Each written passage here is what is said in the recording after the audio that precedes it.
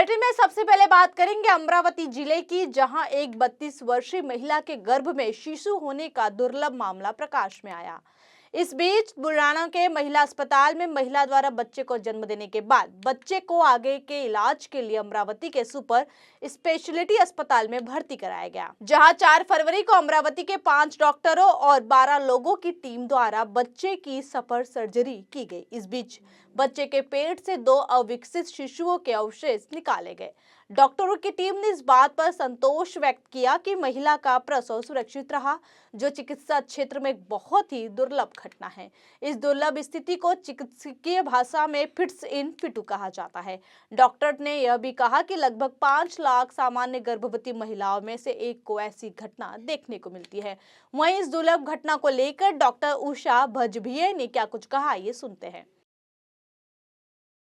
आज super speciality hospital में एक 3 दिन का बच्चा था, जिसको माँ पेट से ही प्रॉब्लम है ऐसे डिटेक्ट हुआ था कुछ दिनों पहले बुलढाणे में। और वो बच्चा जन्म होने के बाद अमरावती के सुपर स्पेशलिटी हॉस्पिटल में शिफ्ट किया गया ऑपरेशन के लिए। जो हमने वहाँ पे इन्वेस्टिगेशन किए, कुछ सोनोग्राफी की, सीटी स्कैन किया और उसमें पता चला कि बच्चे के पेट में एक कैविटी में 2 बच्चों के अवयव है, जिसमें हड्डियाँ भी थी 2 बच्चों के हिसाब से। और ऑपरेशन होने के बाद में जब ऑपरेशन किया गया तो अराउंड एक आधा किलो का गोला निकला, जिसके अंदर पानी और 2 बच्चों के अवयव थे। एक बड़ा था जो 250 ग्राम के करीब था और एक 50-60 ग्राम के करीब का बच्चा था, जो जीवित नहीं थे पर उनके हाथ पैर डेवलप थे, नीचे का भाग डेवलप था, छाती तक का, पर दोनों को भी हेड नहीं था। और वो बच्चे का ऑपरेशन हमारे सुपर स्पेशलिटी हॉस्पिटल में किया गया, जिसमें मैं डॉक्टर उषा गजभिये, डॉक्टर नवीन चौधरी और डॉक्टर मंगेश मेंढे, डॉक्टर पांचपुते और डॉक्टर नितिन बर्डिया ये थे। और हमारे एनेस्थेटिस्ट डॉक्टर संजय महतपुरे थे, जिन्होंने एनेस्थीसिया या बधिरीकरण पार्ट संभाला। और जब आपने ये शस्त्रक्रिया की तो आपको क्या क्रिटिकल था शस्त्रक्रिया करने के बाद? 3 दिन के बच्चे का ऑपरेशन वैसे ही जटिल रहता है, ऊपर से बच्चे का वज़न था 2.5 किलो भी नहीं था, 2.25 किलो ही था। और उसके पेट के अंदर अराउंड ½ kg का मांस था, गोला था।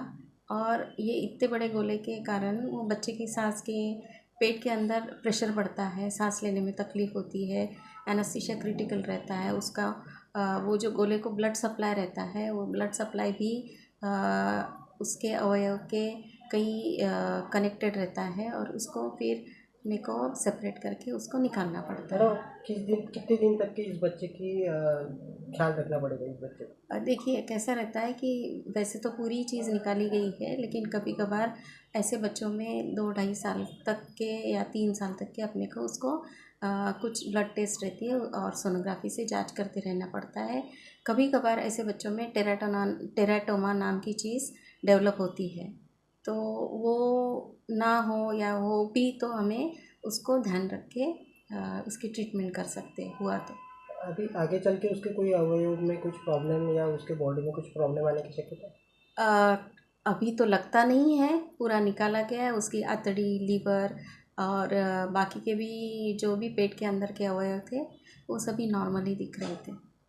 इससे पहले भी आपने नागपुर में एक ऑपरेशन किया था, वो किस तरीके था और कौन से साल में किया था? जी, वो हमने 2001 में गवर्नमेंट मेडिकल कॉलेज में ये ऑपरेशन किया था, जिसके अंदर एक 5 महीने का बच्चा था और 5 महीने के बच्चे के पेट के अंदर एक गोला दिखा था, जिसको हमने इन्वेस्टिगेट किया तो इसी तरह की चीज़ निकली थी, लेकिन वो एक ही था।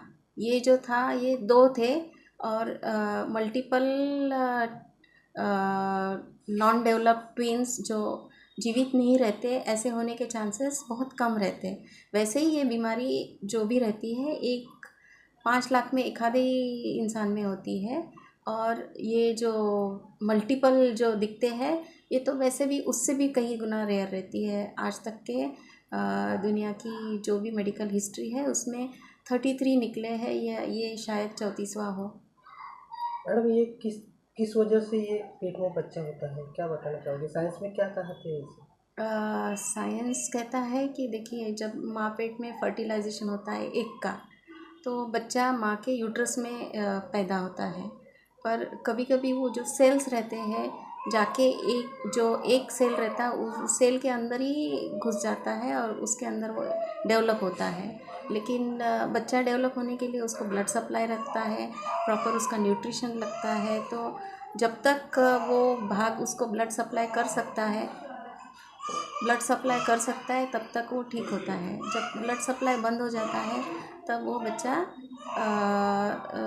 डेवलप होना बंद हो जाता है और फिर वो मृत पैदा होता है।